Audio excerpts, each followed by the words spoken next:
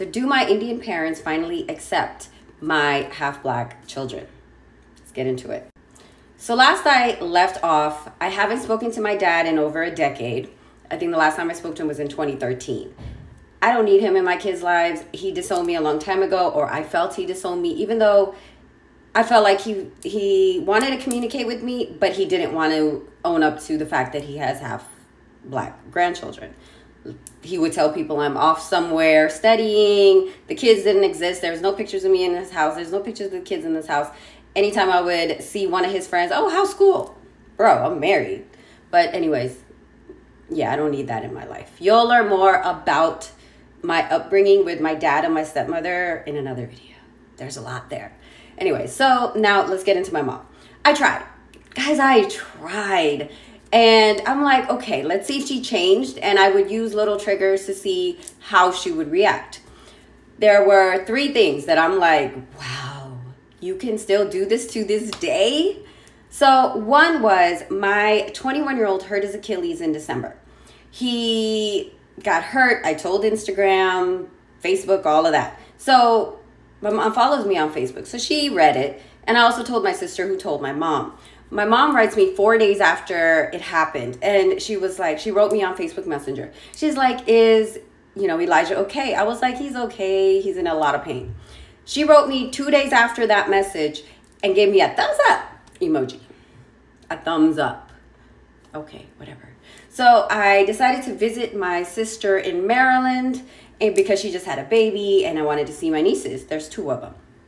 So I went there with my oldest daughter, who was her favorite when I was younger. She was literally like, give me her and I want to raise her again. Like she was her daughter because, apparently she didn't raise me and my sister right. Yeah. Anyways, so I brought her to Maryland to see her grandmother because she also wanted to see her uncle and her aunt and all of that good stuff. And my mom, the only thing she really said to my daughter was hi. There was no conversation. There was no, oh, how's school? Or what are you doing? Are you working? There was no trying to get to know her granddaughter at all. And I'm like, that's crazy. You would think she wants to get to know her grandchild. Like, who wouldn't want to get to know your grandchild? If I had a grandchild, I want to know everything about that child. But yeah, she really wasn't trying to talk to that child. And it was very disheartening to see. Very disheartening. I'm like, wow, okay. I'm going to have to get to a part 2 because there's not enough room in this video for this. I don't even care about the part 2. I want to talk about this from a Black person's perspective because I'm imagining, the Black man that she married and how he even ended up here. And honestly, I'm just lost.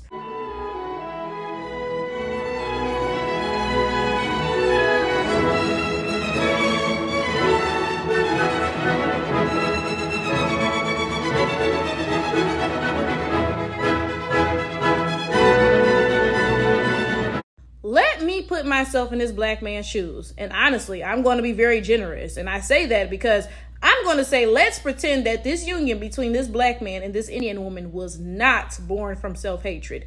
And again, that's being very generous because we all know that the vast majority of interracial relationships are born from anti-Blackness on both parties' behalves. Okay. So I'm saying that because I want to imagine why you would even get yourself into some dumb ass shit like this. Maybe it's just me. I'm an overthinker because growing up, I was a competitive chess player. And a huge part of that is you got to think about the consequences of every move. You got to think, okay, I can move here, but then what's going to happen in 1 move, in 2 moves, in 3 moves, right? So very rarely in my life do I just do shit in the spur of the moment. I'm always thinking, I'm always planning. And I think that's because of the fact that I played chess growing up.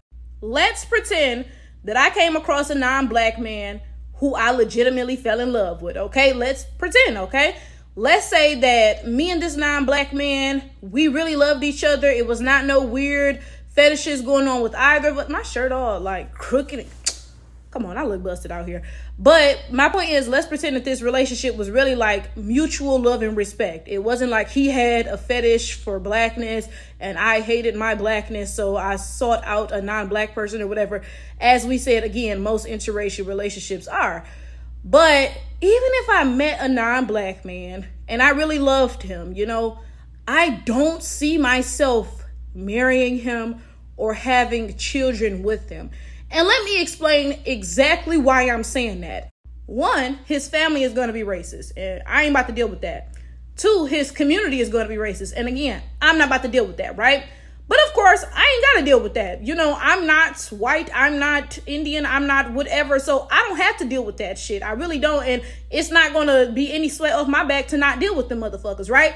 But as soon as you have a child who is half of that, that is a whole entirely different story. Like, that's completely different. You telling me that you knowingly had a half whatever child with the understanding that that community, that family is racist as hell, and your child is going to be half of that.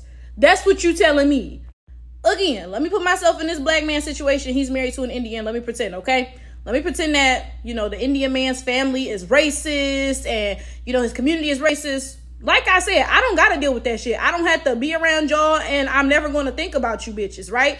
But if you have a child, like they do, you have children who are half Indian now. They're going to be, again, they're part of that community. They're half of that, right?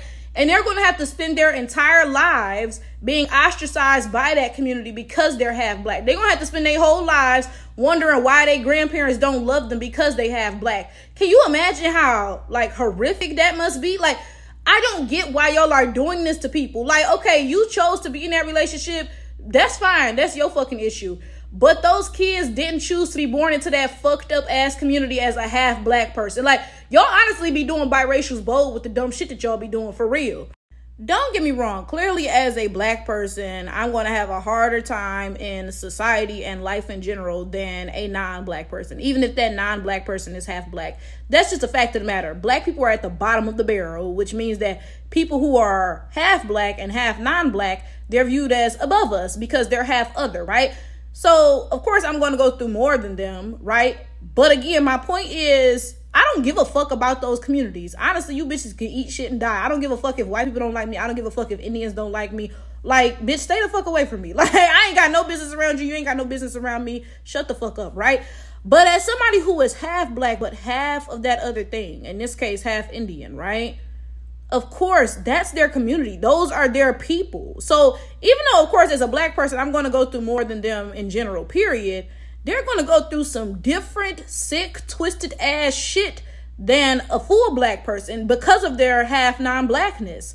Honestly, again, maybe I just overplan things because that's how I am in, like, real life. I hate spontaneity. Like, I had an ex, y'all, whenever we planned a trip. Now, when I plan a trip, I plan it to the T. We're going to go on this date, and, you know, these are the things that we're going to do. We're going to do this excursion on the first day, that excursion on the second day, that excursion on the third day. And, you know, like on the first day, the excursion, I booked it for 12 p.m., so we need to get up by 9:30, shower, eat, and then we can head to the excursion. After that, you know, a few hours of downtime, take a nap, whatever, then we could go to the club or something after that. Like, that's how I plan shit, right? And that nigga would just be like, yeah, you know, let's just get there and feel the vibe, whatever we feeling. I hate shit like that, right? So maybe I'm just over planning, and that's how I'm looking at this situation because I just don't get why. Why would you have kids knowing that this family is this fucked up, knowing that this community as a whole is this fucked up? Because Indians are racist as fuck. They got a whole color-based caste system.